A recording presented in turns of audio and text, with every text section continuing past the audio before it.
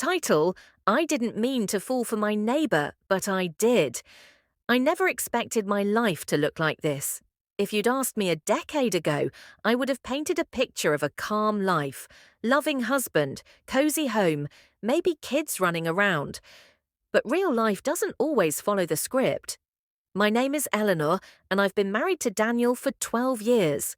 When we first met, we were young and hopeful. He was thoughtful, dependable, always there when I needed someone. He made me feel safe.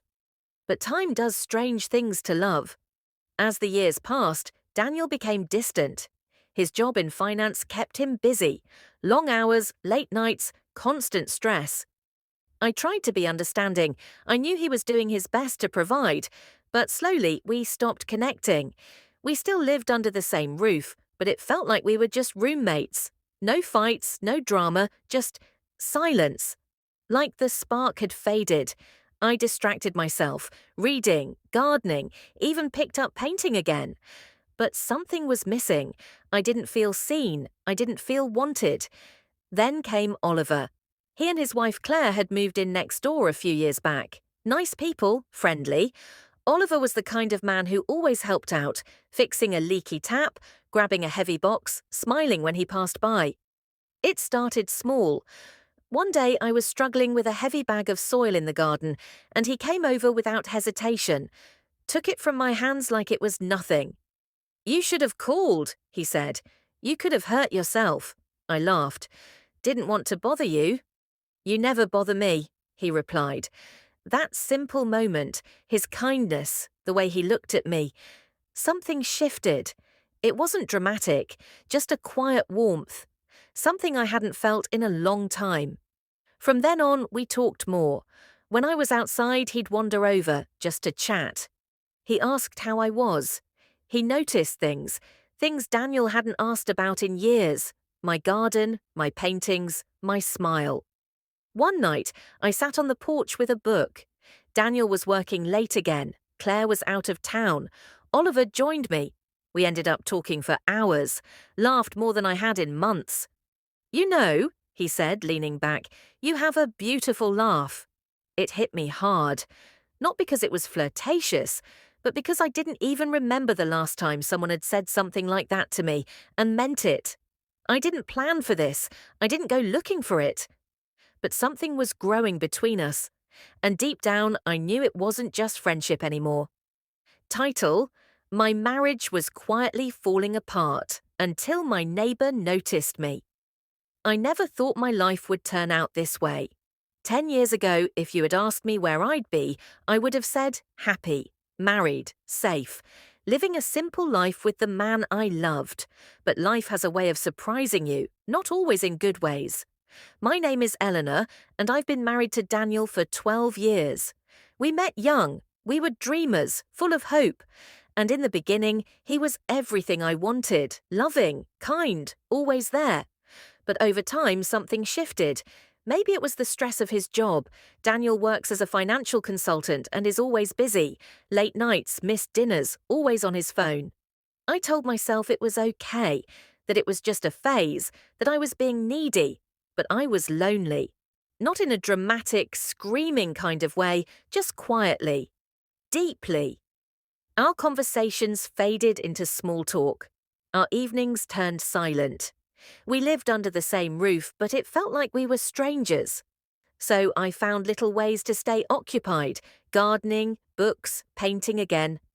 But nothing filled the void of feeling invisible in my own marriage. That's when I started to notice Oliver. He and his wife Claire had moved in next door a few years back. We were always friendly, polite hellos, casual chats. Oliver was helpful, kind, always ready to lend a hand when Daniel wasn't around. One day, I was struggling to carry a heavy bag of soil when he stepped in. "You should have called me," he said, placing it down easily. "You could have hurt yourself." "I didn't want to bother you," I smiled. "You never bother me," he replied, with a look that stayed with me. That's when something small but undeniable changed. After that, we talked more often.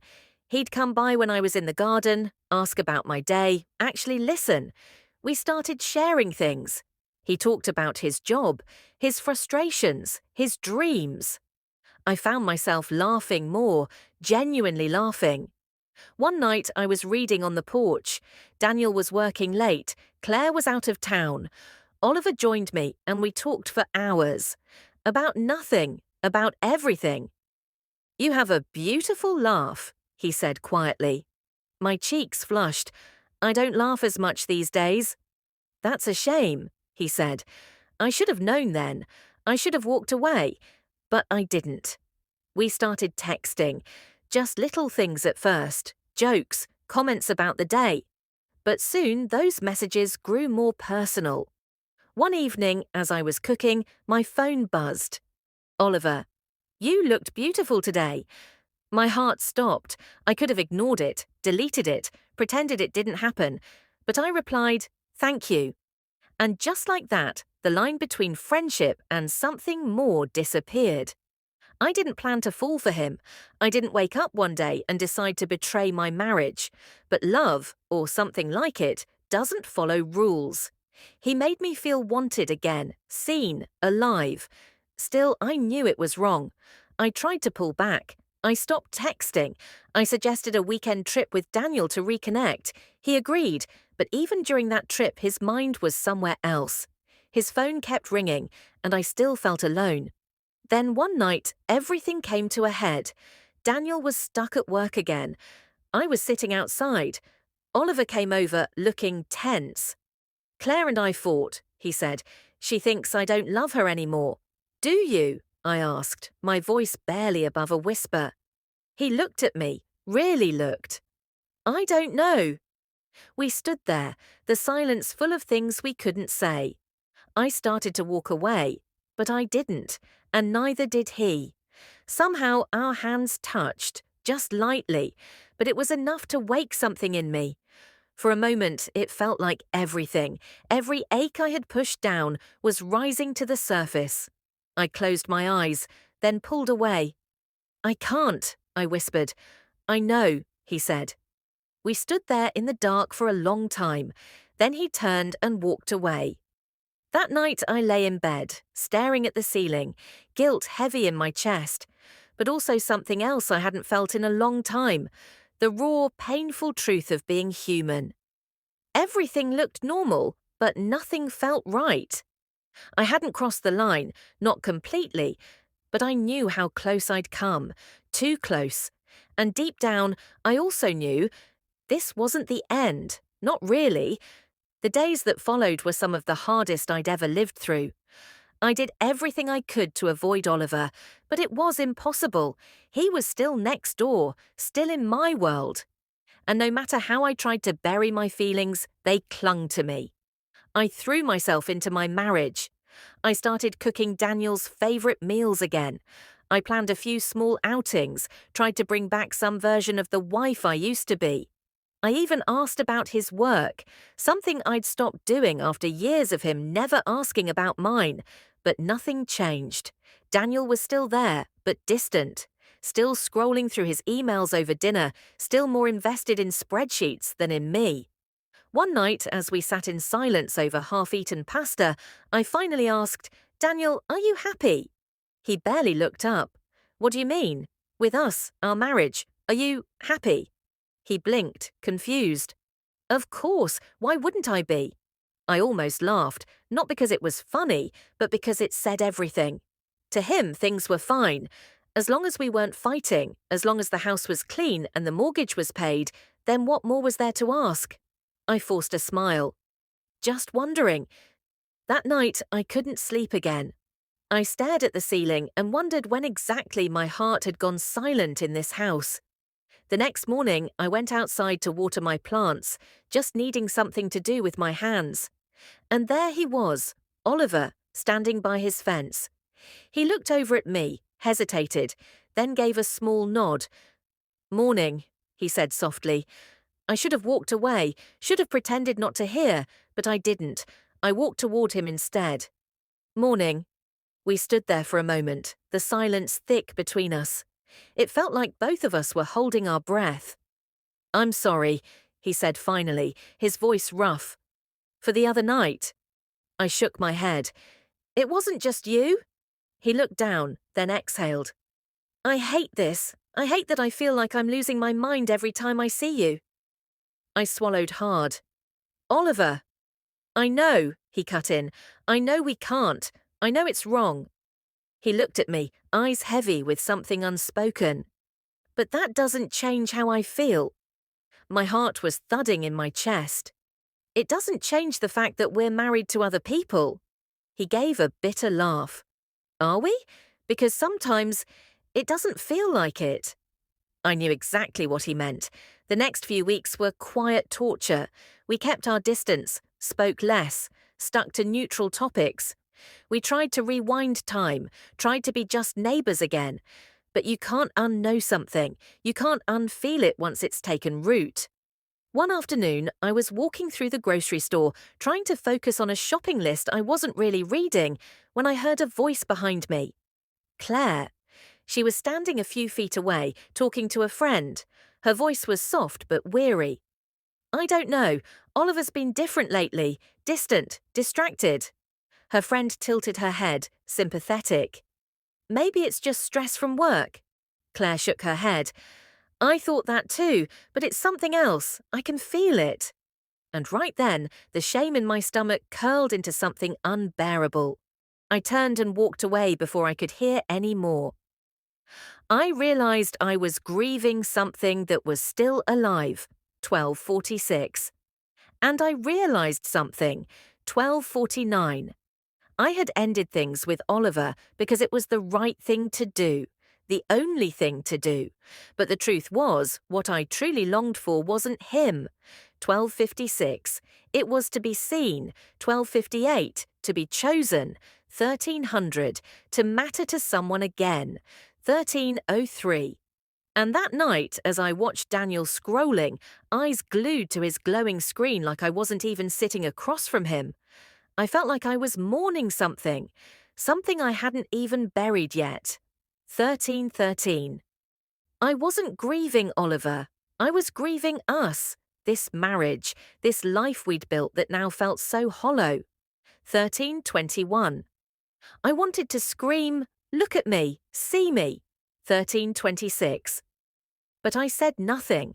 I just picked at my food and nodded at the occasional, Daniel offered in place of conversation. 1332. That night, I stood in the bathroom, brushing my teeth, staring at my own reflection. And I saw a stranger. 1338.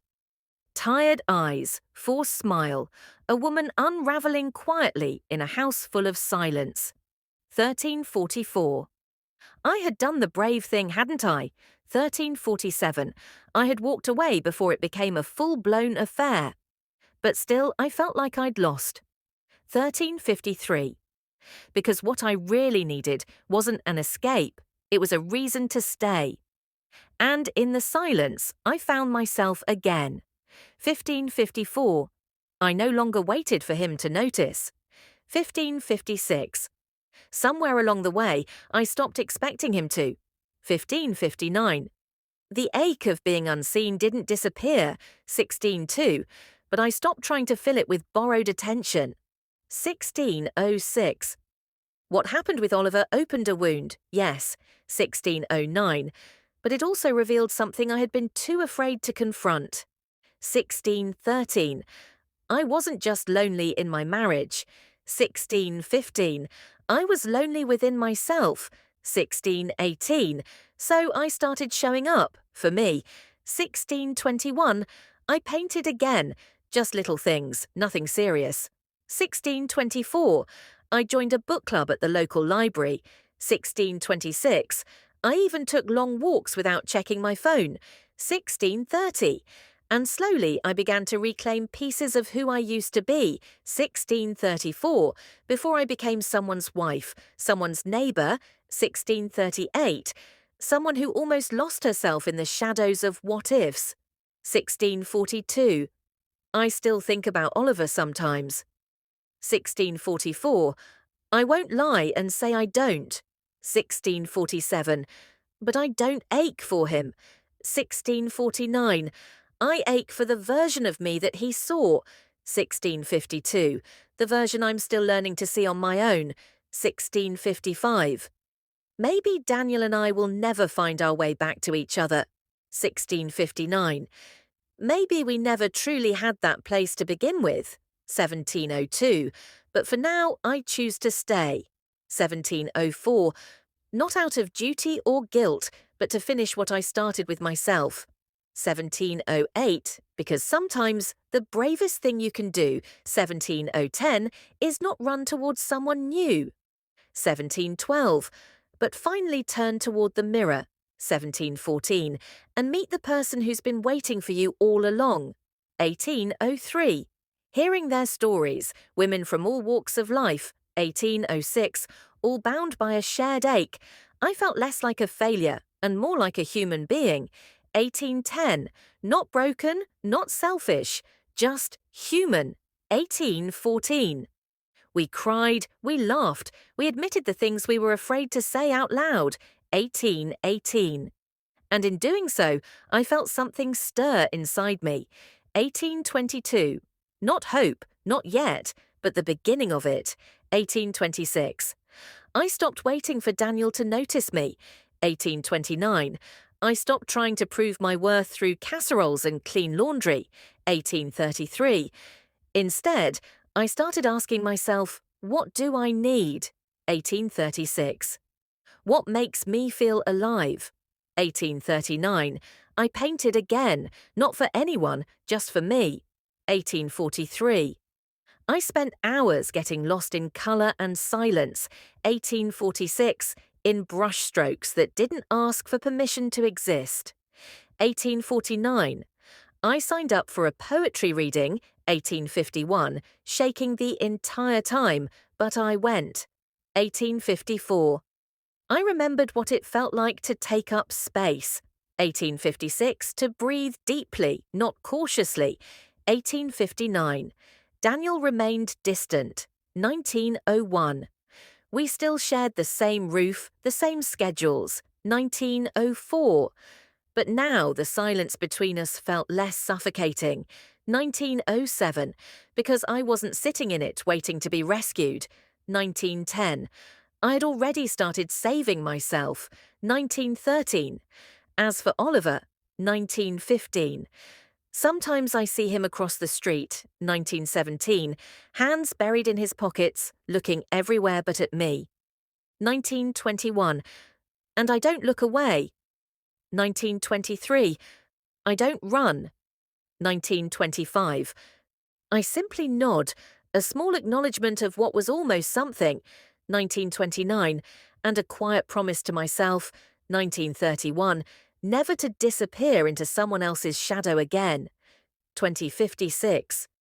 I knew something was wrong, he said finally, 2059, his voice low, almost fragile.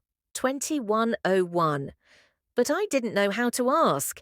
I thought if I just kept moving forward, we'd find our way back. 2106. He looked at me then, really looked, and for the first time in a long while, 21011, I didn't feel like a stranger to him. 2114. I'm sorry, he whispered. 2116. Not just for me, for himself too. 2119. We didn't embrace, we didn't cry. 2122. But there was something in that moment. 2124. Not closure, but something softer. 2127. An opening. 2130. In the days that followed, nothing dramatic changed. 2133. We still moved through routines. 2135. The distance between us didn't vanish overnight. 2138. But we spoke more, sat longer. 2141. Asked each other questions that lingered beyond surface pleasantries. 2145. It was clumsy, honest, real. 2149. I continued my walks, my journal. 2152. I didn't erase Oliver from my memory. 2155. I didn't need to. 2157. He had been a mirror, not a mistake. 2200. A reflection of all I had been missing. 2203. But what I did with that knowledge, that was mine to carry. 2207. Healing, I realized, wasn't about forgetting or pretending. 2211. It was about acknowledging the broken pieces. 2214. And learning to live with the cracks. 2217. Letting light come through them, even if it flickered. 2221. Some nights I still sit alone on that porch. 2224. Listening to the wind move through the trees. 2227. Feeling the quiet hum of a life not perfect. 2230. But slowly becoming more honest. 2233. And in that stillness, I whisper to the woman I used to be. 2237. I see you now. 2239. And I forgive you. 2332. But I no longer clung to that wonder. 2335. It came without ache now, just a quiet recognition. 2338. Of a chapter that shaped me. 2340. But did not define me. 2343. I had made a choice. 2345. Not just to stay. 2346. But to engage. 2347. To fight for something that still held meaning. 2349. Even if that meaning had changed shape.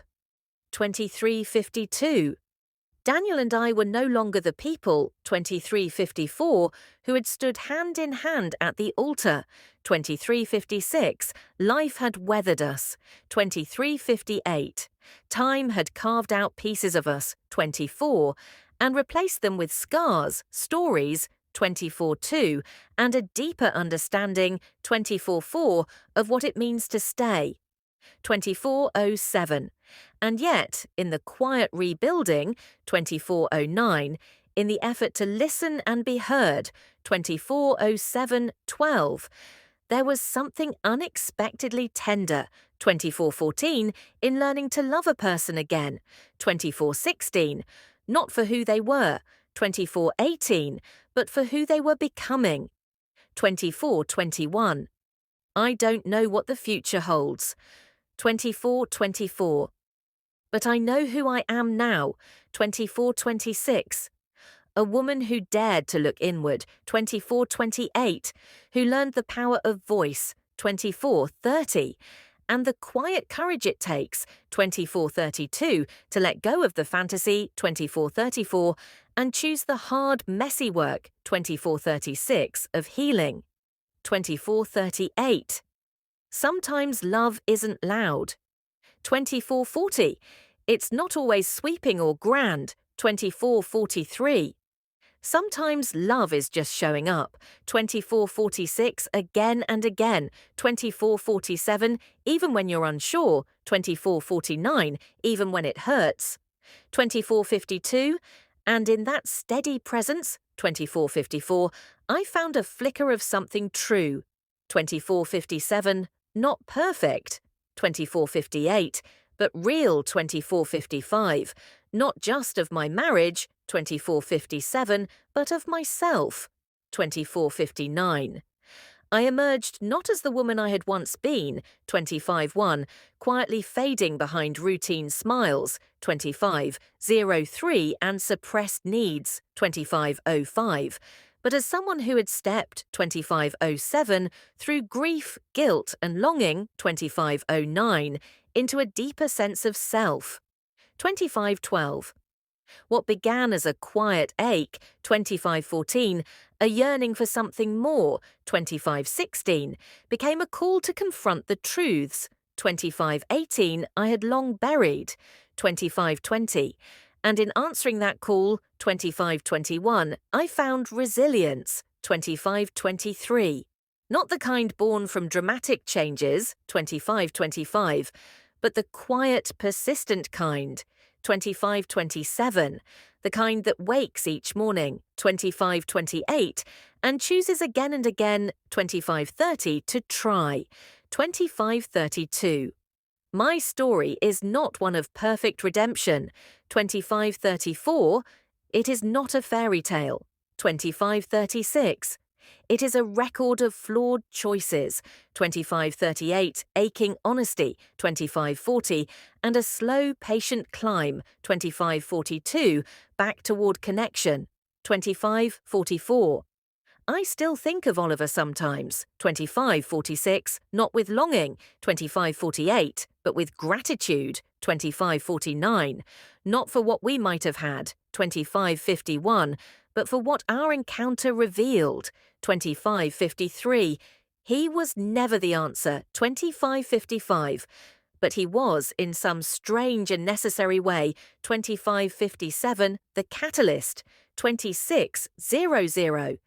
And as I sit now, 2601, beside Daniel on the same worn porch, 2603, where we once avoided each other's eyes, 2605, I no longer feel unseen, 2607, I feel chosen, not just by him, 2609, but by myself, 2611, for the woman I am today, 2613, was born in the quiet unraveling, 2615, and stitched back together, 2616, in truth, in tenderness, 2618, and in the courage to begin again, 2455, not just of my marriage, 2457, but of myself, 2459. I emerged not as the woman I had once been, 25-1, quietly fading behind routine smiles, 25-03, and suppressed needs, 25-05, but as someone who had stepped, 25-07, through grief, guilt, and longing, 25-09, into a deeper sense of self, 25-12. What began as a quiet ache, 25-14, a yearning for something more, 25-16, became a call to confront the truths, 25-18, I had long buried, 25-20. And in answering that call, 25-21, I found resilience, 25-23. Not the kind born from dramatic changes, 25-25, but the quiet, persistent kind, 25-27, the kind that wakes each morning, 25-28, and chooses again and again, 25-30, to try, 25-32. My story is not one of perfect redemption, 25-34. It is not a fairy tale, 25-36. It is a record of flawed choices, 25-38, aching honesty, 25-40, and a slow, patient climb, 25-42, back toward connection, 25-44. I still think of Oliver sometimes, 25-46, not with longing, 25-48, but with gratitude, 25-49, not for what we might have had, 25-51, but for what our encounter revealed, 25-53. He was never the answer, 25-55, but he was, in some strange and necessary way, 25-57, the catalyst, 2600. And as I sit now, 2601, beside Daniel on the same worn porch, 2603, where we once avoided each other's eyes, 2605, I no longer feel unseen, 2607, I feel chosen, not just by him, 2609, but by myself, 2611. For the woman I am today, 2613, was born in the quiet unraveling, 2615, and stitched back together, 2616, in truth, in tenderness, 2618, and in the courage to begin again. The experience with Oliver, the long restless nights spent in self-reflection, the raw, often painful conversations with Daniel. They were all threads in the tapestry of my life. Each one mattered. Each one led me to the woman I am now. I've come to understand that love isn't something fixed. It doesn't sit still in a frame, untouched. It's living, breathing, constantly evolving. It needs to be tended to, spoken into, fought for. And sometimes, what looks like the end is really just the beginning of a deeper truth. My mistakes do not define me. They are not the whole story. They are mile markers on a longer road, reminders of how much we are capable of learning, of adapting, of growing, especially when we're standing in the ruins of who we thought we were. Now, as I sit by the window, watching the evening sun stretch its gold across a quiet street, I don't feel regret the way I once did. I feel something gentler, something like peace. The scars are still there, etched into my memory like faint lines on old parchment. But they no longer ache. They simply remind me that I survived. I've come to accept that my life is a mosaic, a mix of choices, some beautiful, some deeply flawed. But together they've created something real, something human. The memory of Oliver no longer haunts me. It no longer feels like betrayal. Instead, it reminds me that what I was searching for was to be seen, to be understood, to be known in a world that too often demands silence. In time, I learned to forgive myself, to forgive my flaws, my weakness, my craving for connection. Because we all have tender places we try to hide. We all have needs we're afraid to speak aloud. And what I now know, what I finally believe, is this. The journey of love isn't just made up of the joyful moments. It's the pain too, the disappointments, the quiet reckonings in the middle of the night, the choice again and again, to stay, to grow, to try. Daniel and I are still rebuilding. It's slow. Sometimes it hurts, but it's real. And that matters more than perfection ever could. This isn't just a story of betrayal. It's the story of a woman who got lost and found herself again. A woman who chose truth over comfort, healing over hiding, and in doing so discovered the kind of strength that only comes after everything has broken, and yet, somehow, there is still love. Not the old kind, but a love made new through the fire of honesty, through the grace of forgiveness, and through the quiet, steady decision to keep moving forward. Because I am not defined by what I did. I'm defined by the courage it took to face it, to learn from it, to grow beyond it. And that, I've come to believe, is what makes a heart truly strong. This wasn't just a story of infidelity, it was the story of a woman discovering herself in the quiet collapse of everything she once believed was stable. Through emotional honesty, reflection, and the painful unraveling of illusions, she chose not just to rebuild her marriage, but to rebuild herself. Because sometimes the most radical act of love is choosing not someone else, but choosing yourself, fully, imperfectly, and bravely. Thank you for watching and allowing this intimate journey to resonate with you. If this story touched you, reminded you of your own quiet struggles or your hidden strength, please consider subscribing, liking, and sharing it. Your support helps these stories find others who need them most. Disclaimer: this story is a work of fiction, inspired by real emotional experiences many face in relationships. Any resemblance to actual persons, living or dead, is purely coincidental. Its intent is not to encourage or justify infidelity, but to explore the emotional depth behind decisions, healing, and human transformation.